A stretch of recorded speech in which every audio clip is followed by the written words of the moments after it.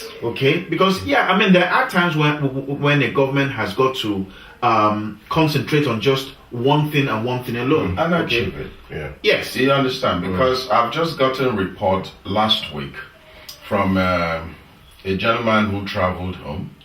And he said he's forgotten the name of the road to his village, which obviously up until this regime, or up until the time of Governor Akpabio, had no road.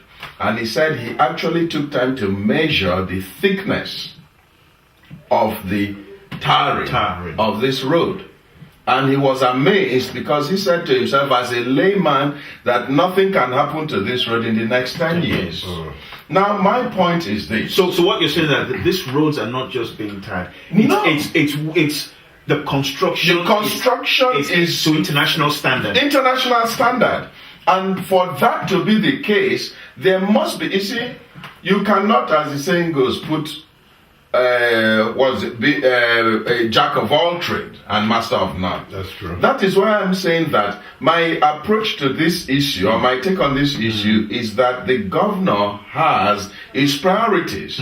We elected him to lead this state. And if he deems it necessary that, look, my first priority as the governor of this state is to make sure there are good roads. Exclusively. We should support him. I think we should support him. Yeah. That does not make other ministries or functions redundant.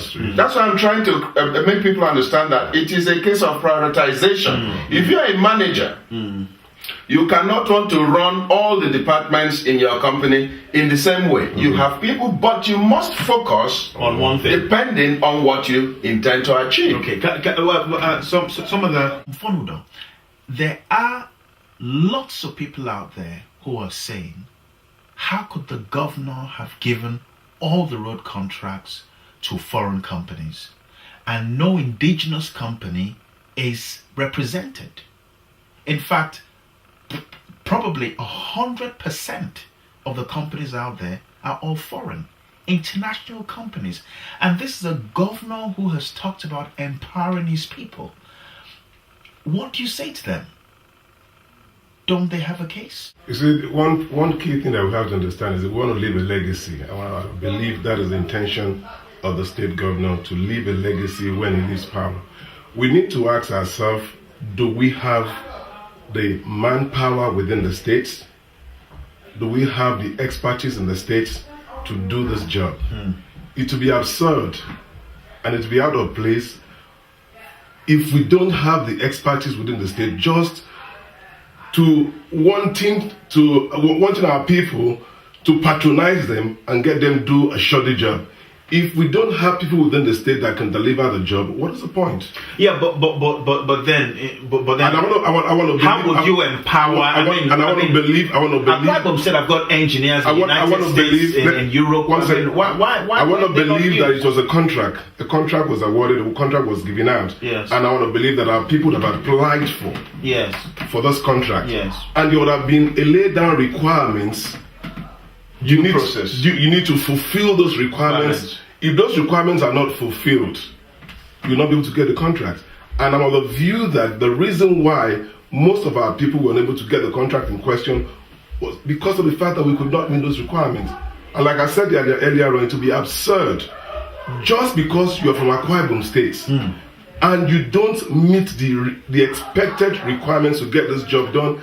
I believe the governor would not have given that job to any people from the states. So the best thing to do, right, like I said, he wants to leave a legacy so that when he leaves government, we'll be able to say, well, this man did the job, not just awarding contract to incompetent people.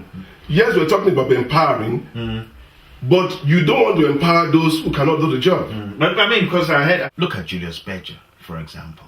I mean, this is a massive multinational company with major road contracts all over the world, especially in Nigeria.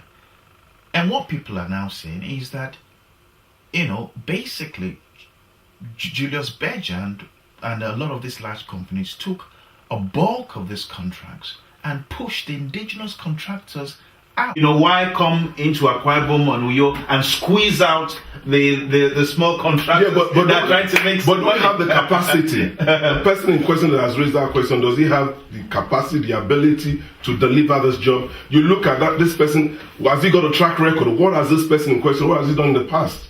Now, but you see, in the Niger Delta now, okay, there's a policy, even within the oil sector, whereby there is indigenous, where the indigens partner with foreign companies, so that the indigens do not feel left out. And there are people that are asking and wondering, well, why didn't Akpabio do this? Where he would actually encourage engineers in the diaspora who are in America or Europe and say, okay, you may not have the expertise, okay, but you can fit in. You can either be a consultant, you can be one of the engineers, so that somehow there's a partnership. You see, beating about the bush on this issue would not make any sense. Like Mfon said, competence is one issue.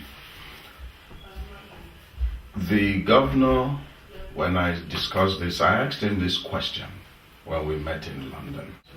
And he said to me why he chose the international construction firms